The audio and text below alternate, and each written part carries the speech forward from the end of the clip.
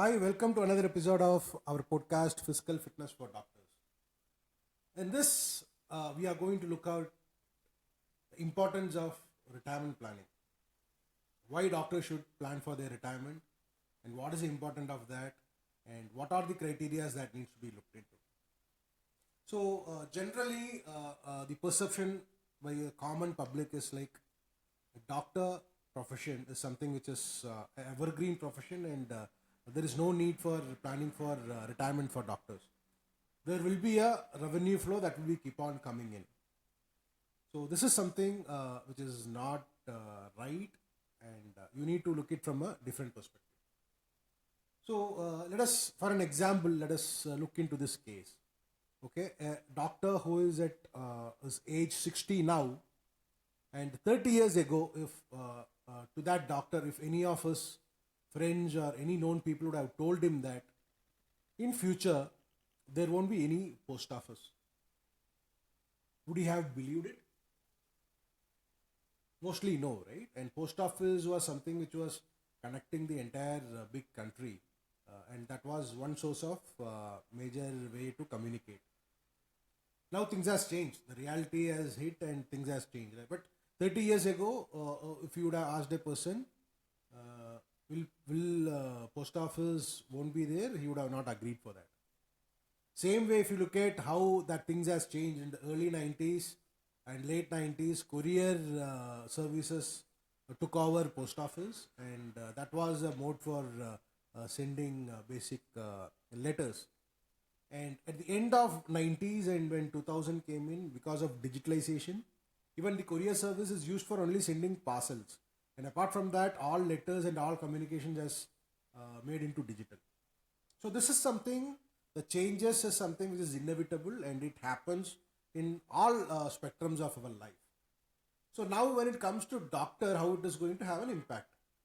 So again, I am not talking with any of the, medical knowledge that I have, but I am talking from a common layman perspective on how the entire medical system has got changed over years. In my personal experience, from a layman point of view, okay. In when I was a kid, and during those days when I go to a doctor, the consultation starts with first looking at my pulse, and then he'll be using the stethoscope to diagnose what is going on. Okay, and this was how the consultation used to start, maybe again 10-15 years ago. Now, if I can just again sharing you an example. When I took my father for consulting with the doctor, one complaint that he had is like the doctor is not checking his pulse, the doctor is not using the stethoscope. Once he entered the consulting room, after a good smile at his face, and then he is looking at the monitor, and he is going through all the reports, okay, results of the reports, whatever has been taken, and he is no more using stethoscope or checking the pulse. So the way in which diagnosation happens has also got changed, right? And going forward, the biggest challenge for doctors who might have to face this challenge is the kind of revolution that is happening in AI, the robotics, okay, and all these things. It's getting changed very fast. And a surgeon, as of now, who's got a very good practice, may not be able to adapt with these kind of technical changes that is happening in the industry, and can do the same kind of surgery which a young doctor might be able to do. I'm not saying that, I'm not generalizing this.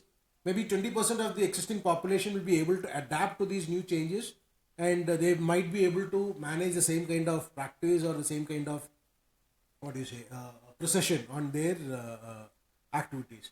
But the majority of the people may not be able to cope up with these kind of technological advances that is happening in the entire medical industry as such. May not be able to cope up with that, and slowly. And one more thing is like the new generation of doctors that is coming into the industry is also getting increased.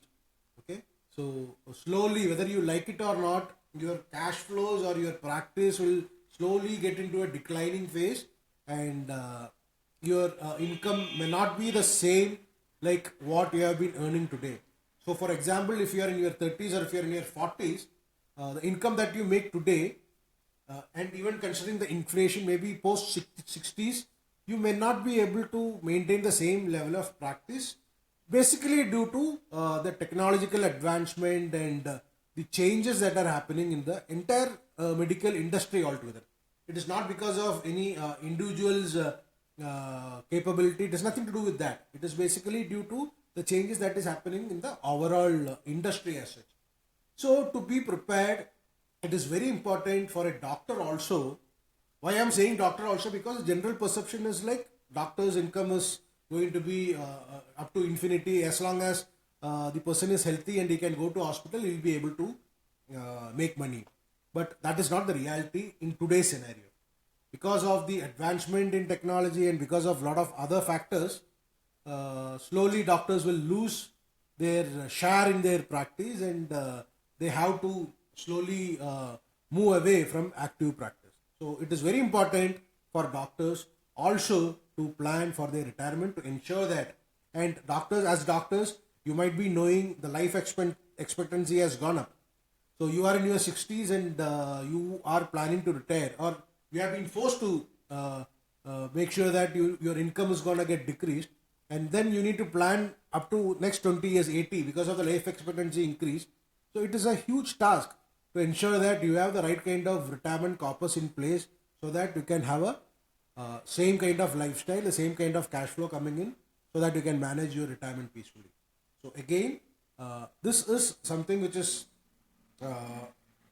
happened previously in different spectrum of life, the changes. Okay, and the changes that is going to happen in the medical industry will make a lot of existing doctors to plan for their retirement, whether they like it or not.